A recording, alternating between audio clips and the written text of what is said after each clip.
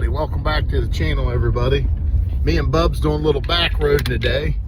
We're out here on a creek that you guys have seen us do some hunting on before, but we decided to go the other way than we normally go and hit some new spots that we've never really done any surface hunting in. So we're going to get up through here, hopefully get through all these low spots and mud holes, find us something good, and then get the hunt started. We'll see you when we do. All right here's a real good one. Little rock that's right by the road I've never really paid much attention to. Got some bottles in here. Don't think it's anything new though. I think it's just a beer bottle. People like to come in here and party. So we're gonna take a look up under it, see if we can't find anything cool. Let me see it. Shine on there. Ooh, mercy.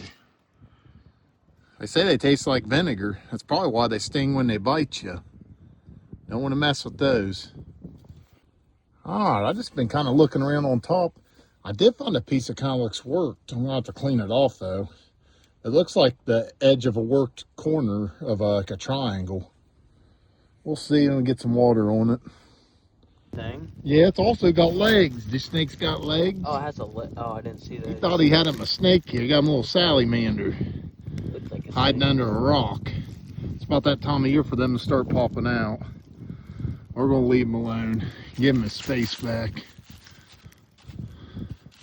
All right, I found, I think what's a bullet. It's a lead, whatever it is.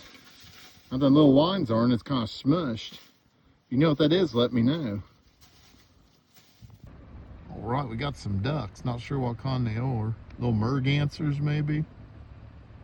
Out there chilling in this little retention pond by the rail trail.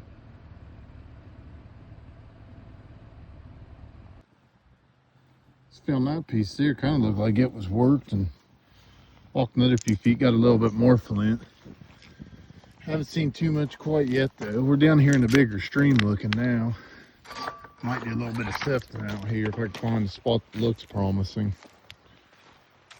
Bub made him a couple good finds. Got a little piece of flint there, almost looked like it was worked around, like a scraper. And then he got a little insulator. Went on some old electric lines that go through a house. All right, we're coming down in here to a sandbar I saw way up on the hill above it. Is a really decent rock overhang. And I thought this would be a good opportunity. Come down here, this creek comes out, that rock overhang sort of runs beside it. See if we couldn't see anything down here. Bub found him a blade, but it wasn't the kind I was looking for. Got some kind of deer dressing blade there. Got him. We haven't seen too much down in here yet. I'm going to follow the little creek back. We walked around it thinking it was a mud hole, and it's actually got a lot of rocks in it. All right, we found a spot that's got a lot of flint, but it's a lot of questionable stuff. It looks really good, but it's that real cheap flint that breaks easy. Like if I found that down at the river, I think it was a utilized flake, but in here, I just think it's another piece of this broke stuff here. And I had this, it would almost look like a preformed or like crude blade down at the river. You know, all kinds of flint, but it's not, it's nothing in here. It breaks real easy and the edges of it look worked. And you'll find 100 pieces that look like utilized flakes, but they're nothing. All right, what'd you get, Bub? I didn't see anything down there. Throw it up here. Bub found a really old bottle. Never seen one like that. Pretty cool. All right, baby's out doing some bike riding and skating. Here's what we found for the trip today. Not a whole lot. Got a little bit of flint there. I thought this was like a worked corner. I couldn't tell what kind of rock it was, and then I got cleaned off. I realized it was sandstone. It was nothing. And I don't know about this piece. It could be quarry gravel, but there is some really nice, like primer gray flint out there. I actually have 2 artifacts I found in a nearby cave made out of this stuff, so I'm not too sure. But not a whole lot. Douglas found a really neat little bottle. We'll get it cleaned up, put it in the bottle collection. And then we also found an insulator, WP22 USA. These are usually used inside the like crawl spaces and walls of a house. back in the day when they put electricity through a house.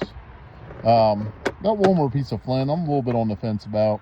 Kind of looks like it's worked on this edge here, like a scraper or tool, but I'm not too sure.